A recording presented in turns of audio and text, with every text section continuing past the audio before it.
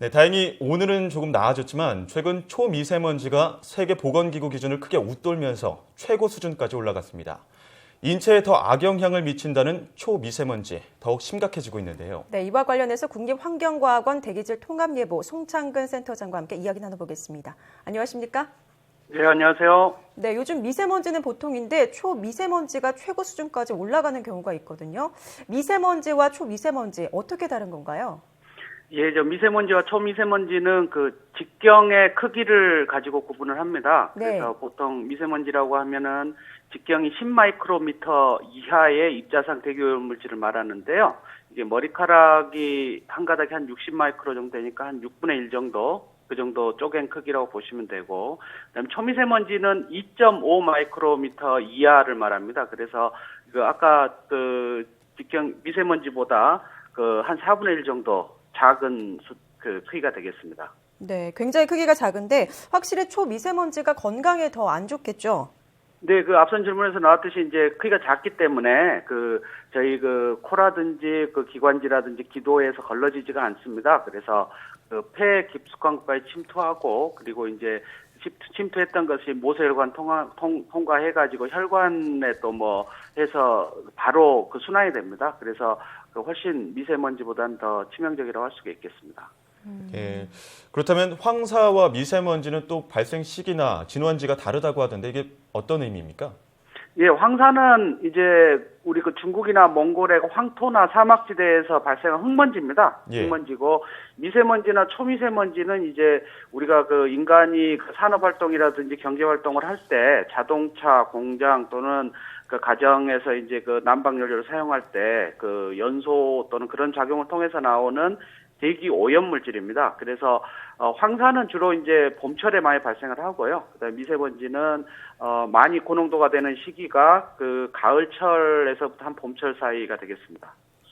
네, 황사처럼 미세먼지도 중국에서 건너왔다고 생각을 했는데 국내에서 자체적으로 생기는 미세먼지가 최대 70%나 된다고 하는데 굉장히 놀랐거든요. 어떤 이유 때문인 건가요?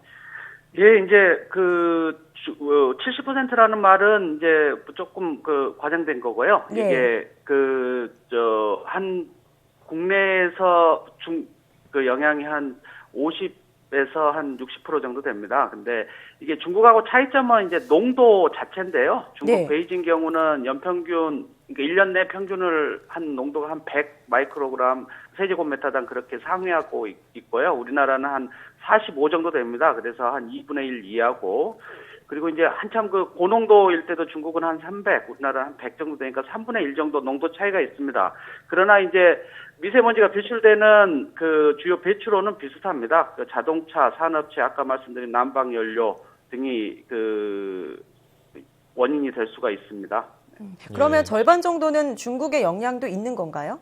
그러니까 이제 딱 중국이라고 꼬집을 수는 없지만 이제 우리나라 이외의 주변국의 영향이 한 평상시 한 30에서 50% 정도라고 보시면 되겠습니다. 예. 예.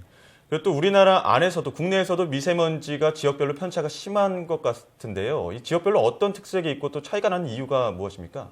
네, 그러니까 이제 지역별 배출원의 특성이 다른 점이 가장 큰 이유인데요. 예. 이 수도권 같은 경우는 그 주요 미세먼지 배출원이 자동차입니다. 자동차고, 그다음 비수도권 경우에는 제조업이 주요 배출원입니다. 그 공장이 주요 배출원이기 때문에 또 특징이 그렇게 좀 다를 수가 있고요. 그리고 그 이제 미세먼지가 그 대기 중에 그 배출이 돼서 확산이 될 때 그 지형에 영향을 많이 받습니다. 그래서 평평한 분지라든지 산악지대라든지 그런 곳들이 이제 확산이라든지 미세먼지가 이동하는 정도가 다르기 때문에 지역별로 좀 편차가 나고 있습니다. 이번 주만 해도 이 초미세먼지 수치가 사상 최고치를 찍었는데요. 초미세먼지 측정소를 확충해야 한다 이런 의견이 좀 많아지고 있는 것 같습니다. 우리나라 지금 측정소 현황은 어느 정도 되는 건가요?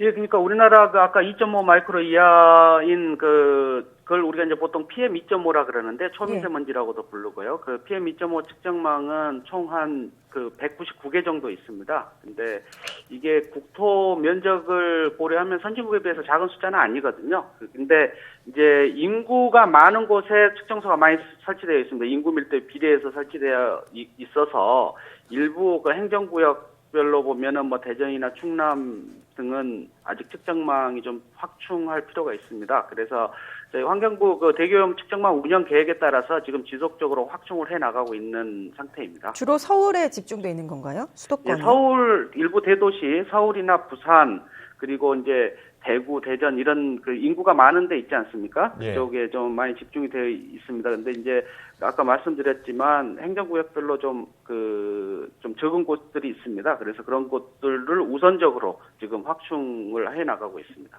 예, 그런 과제들도 많이 남아 있는 것 같은데요. 그렇다면 앞으로 미세먼지 해결을 위해서 어떤 노력들이 더 필요할까요?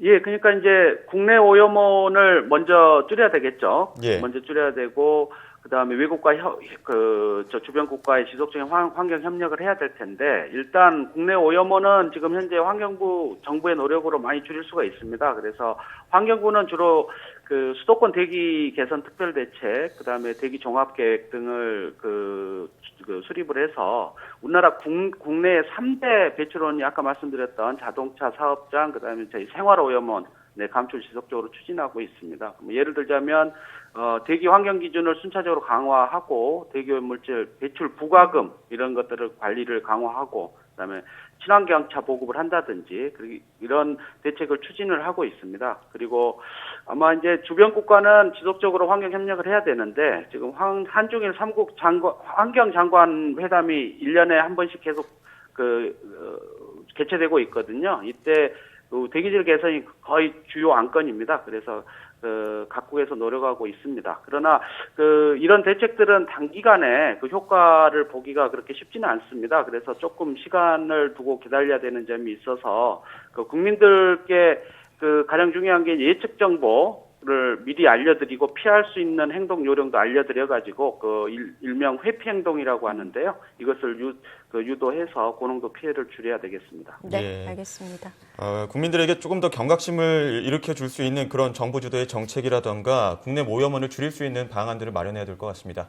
지금까지 국립환경과학원 대기질 통합예보 송창근 센터장 함께 이야기 나눴습니다. 오늘 말씀 감사합니다. 네, 감사합니다.